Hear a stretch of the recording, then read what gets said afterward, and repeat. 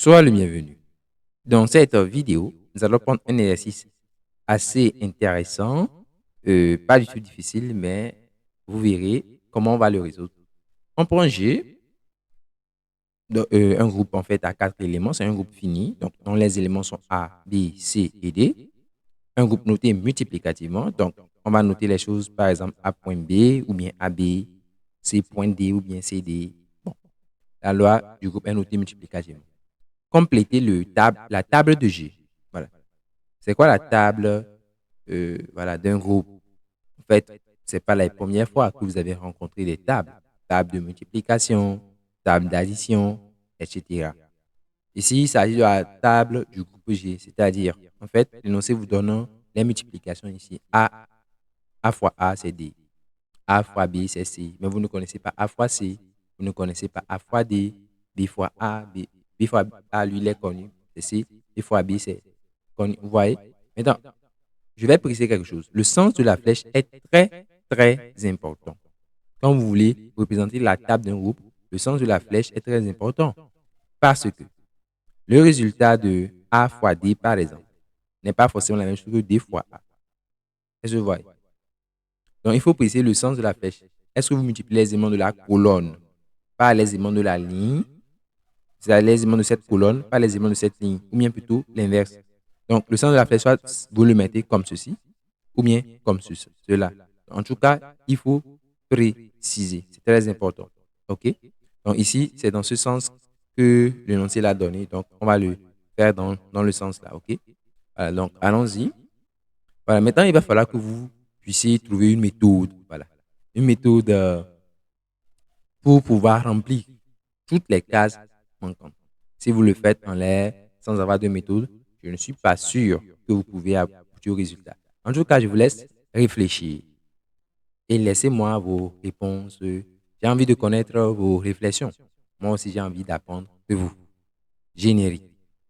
Vous disposez de 6 minutes pour résoudre le problème. C'est possible au moins? Non, moi il m'en faut 8. 5 minutes et 34 secondes. Je suis en train de concevoir une machine qui nous permettra de déchiffrer tous les messages codés, tous les jours, en un instant. Bienvenue à Princeton. Qui parmi vous sera le prochain Einstein? Trouver une idée réellement originale, c'est la seule façon pour moi de sortir du lot. La seule façon de devenir quelqu'un d'important. Il avait une vision du monde Où est Nash? Quelque part en train de chercher son idée originale. que personne d'autre n'aurait pu imaginer. Ça remet en cause 150 années de théorie. Félicitations, John. C'est l'accomplissement de toute une vie. Avec l'Afrique était le berceau de l'humanité, mais elle sera également le berceau des mathématiques. Effectivement, depuis une vingtaine d'années maintenant, les fouilles archéologiques ont révélé que l'Afrique est bel et bien le berceau des sciences mathématiques. Et vous savez qu'en Belgique, par exemple, il y a une statue de 7 mètres de haut de la première tablette de calcul de l'histoire de l'humanité qui a été trouvée au Congo, Congo RDC, vous voyez, et c'est l'attestation de l'invention des 4 opérations, addition, soustraction, division et multiplication. Allons-y donc. Donc, ce que je vous propose de faire dans un premier temps, c'est de rechercher l'élément neutre de ce groupe. C'est de chercher l'élément neutre. En fait, qui peut jouer le rôle du neutre? On voit la table. Qui est neutre? La question est, qui ne fait rien? Donc, parmi A, B, C, D, il y a un gars qui est le neutre.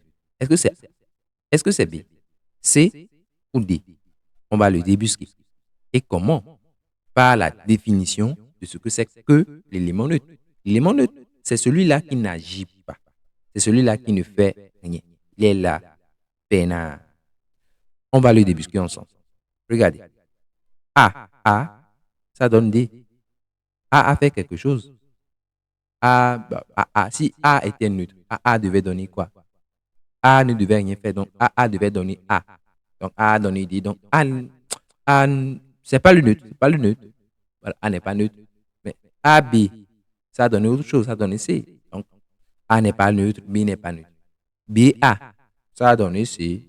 Donc B n'est pas neutre, A n'est pas neutre. Mais regardez, C fois C, ça a donné C. C donne C. Est-ce que C ne serait-il pas le neutre? On n'attend pas de débusquer le neutre. C est égal à C. À partir de là, on peut montrer que C est l'élément neutre. En fait, je vais noter un indice comme la loi est notée multiplicativement. L'élément neutre, je vais le noter 1. OK? Un indice G, soit un indice G, le neutre de G. Je vais montrer que C, c'est 1G. C, c'est 1. En fait, pour faire la preuve, déjà, je sais que C, c'est C. Je vais multiplier par l'inverse de C, qu'on va noter C moins 1. Donc, si j'ai ça, je pourrais donc dire que, alors, si je multiplie par l'inverse de C, je pourrais donc dire que C composé avec son inverse, C moins 1, ça donne encore C. Ici, là, ça marche très bien pour nous. Maintenant, par associativité dans un groupe, cela revient à écrire que C fois C moins 1 égale à C. On est d'accord. D'ici là, ça marche. Maintenant, C moins 1. C moins 1, c'est le symétrique de C. En fait, C moins 1, vous obtenez quoi? Vous obtenez 1, l'élément neutre. Donc, ça va être C, n'est-ce pas? En fait, j'ai oublié quelque chose. En multipliant par C moins 1 à droite, c'est que j'ai multiplié par C moins 1 ici, mais j'ai omis de le mettre ici. Donc, c'est une multiplication membre à membre, en fait. Donc, il faut mettre C moins 1 ici. Donc, C moins 1 à droite. Voilà. Donc, ici, c'est C moins 1. On est d'accord? On a multiplié à droite par C moins 1. Voilà. Donc, maintenant, je disais que C moins 1, là, c'est quoi? C'est 1. C'est le 1 de G. On voit que, vous pouvez donc dire que C fois le 1 de G, ça donne quoi? C moins 1. C'est le 1 de G.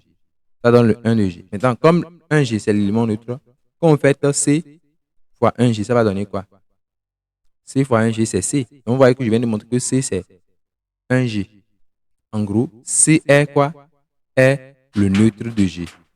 C est le neutre de G. C est donc l'élément neutre de G.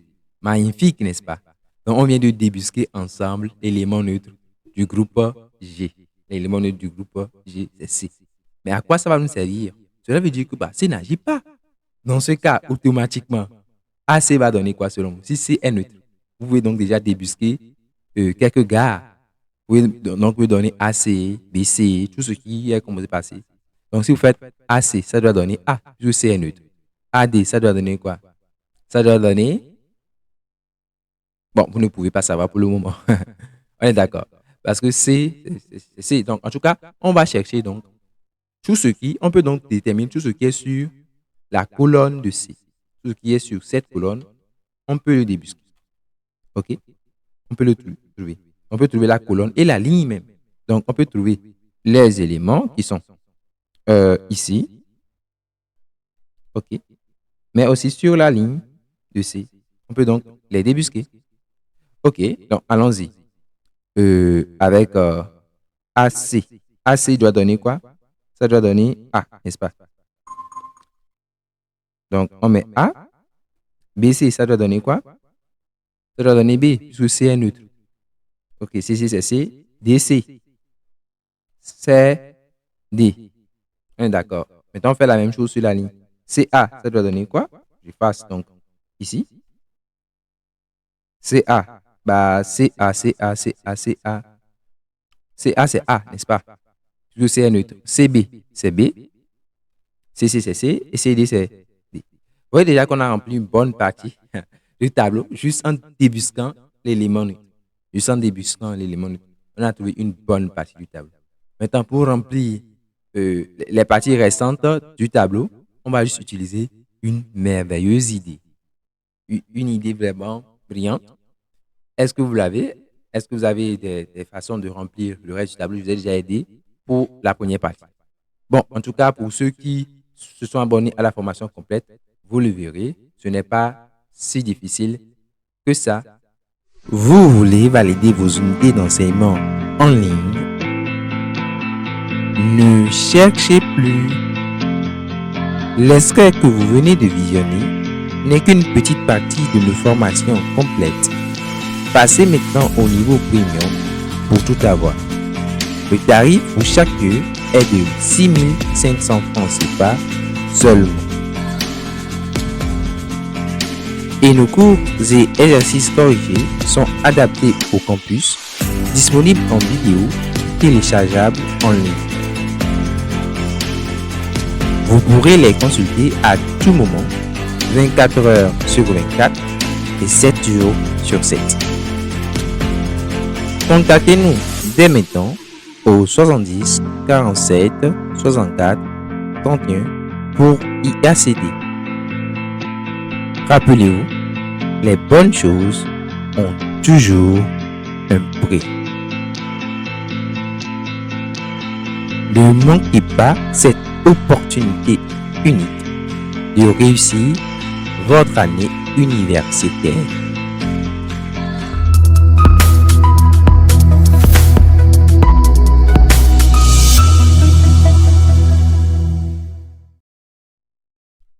Donc, pour le